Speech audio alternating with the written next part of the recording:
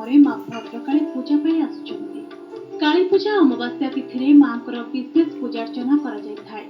सप्त दिवस व्यापी पूजार्चना पाई माँ भद्रकाली सप्त मातृका बेश श्रद्धालुओं पाई विशेष आकर्षण होता है।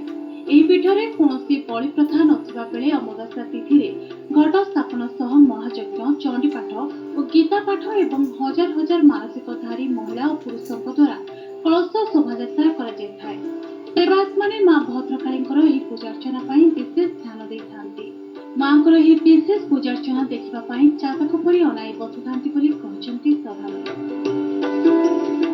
आसंता 27 तारीख रविवार ठारू सप्तमातृका बेश माँ भक्त मान दर्शन देवे। से सप्तमातृका बेश प्रथम माँ बेतमाता बेश भक्त जन को दर्शन देवे। द्वितीय दिन महाकाली, तृतीय दिन सिंह वाहिनी राजराजेश्वरी जगद्धात्री एवं महासरस्वती, अंतिम दिन महालक्ष्मी बेश भक्त मान दर्शन देवे। माँ भद्रकाली भद्रक सब मान प्रतिष्ठित देवी बहुत वर्ष जाना मुझे छुआ आसती बर्तमान आज देखा भी बहुत इच्छा देला माँ को दर्शन कर आशा करी पुणी भेट दे माँ का आक्रमण आदेश हुए मुझे आस दर्शन करी माँ। अन्यपक्षे सप्त दिवस व्यापी होगा महापूजा उत्सव पर जिला प्रशासन पक्षर शांति कमिटी बैठक अनुष्ठित हो जाएगी। विशेषकर सप्त मातृका बेश महायज्ञ मानसिक कलश शोभायात्रा ट्रांसपोर्ट पक्षर समस्त प्रकार पदक्षेप ग्रहण कर मां को दर्शन पर लक्षाधिक श्रद्धालुओं समागम को दृष्टि रखी सुरक्षा व्यवस्था ग्रहण कर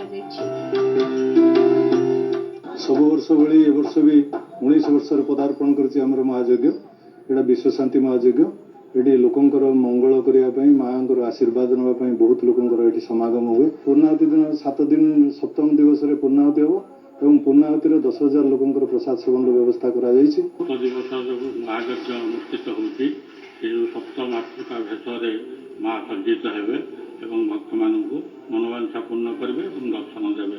जो लक्षाधिक भक्त एठाक आसवे दर्शनार्थी से भोजन व्यवस्था एवं सुरक्षित भाव माँ को दर्शन कर फेरवे एवं यज्ञ सहयोग करेंगे से सब प्रस्तुति करेंगे।